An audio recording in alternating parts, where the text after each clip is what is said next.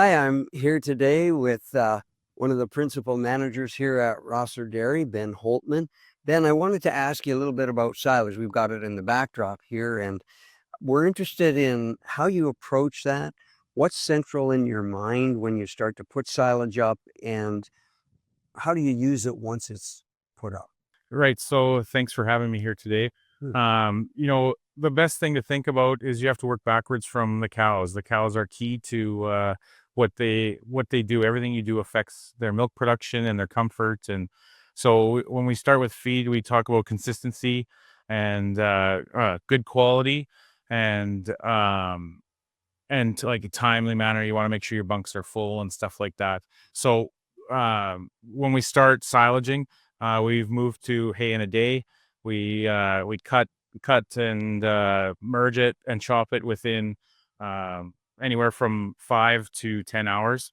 Um, What's your cut length target? it depends on the length, or sorry, the moisture. The drier it is, we cut it a little bit shorter. It just works better when you're harvesting it, and then we make it a little bit longer as it gets wetter, and that's more for going through the chopper and unloading out of trucks and packing.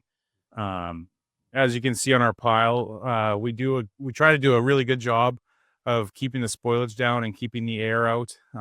We cover our piles right away as soon as we're done. Out of that evening or the next morning, we get plastic over top. We use tires on every bit of the pile to make sure there's no flapping, and we duct tape any holes that you get from walking on it. How about your plastic? Do you have a target in mind when you talk about oxygen penetration rates? We haven't measured that or talked about that. I think it's just more key to not have your pile, to make sure there's no air between the tarp and the pile.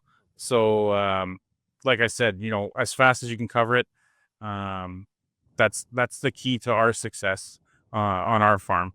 Do you have an idea of how much silage you want to take off to keep that face fresh Uh, every day? we don't. If I looked at the computer, we would know exactly how much. But when we take our plastic off, we take 2 to 3 feet at a time, usually once a week. And we don't want to go anything beyond that, because then we'll get too much spoilage on top, and you'll get mold, and that'll affect cow health. And it trickles down to breeding and milk production. Mhm. So silage composes a fairly high percentage of your diet then. And this is corn silage? Yeah, this is corn silage. So in our TMR, it's alfalfa silage, like hay or haylage, sorry, yeah, for protein, and then the corn silage for energy. We do some high moisture corn, or dry corn, depending on the season, and then a few other small minerals and stuff like that to top it up. Have you ever used a silage inoculant to get things going, or has it always been worked out okay for you? On our farm, we don't.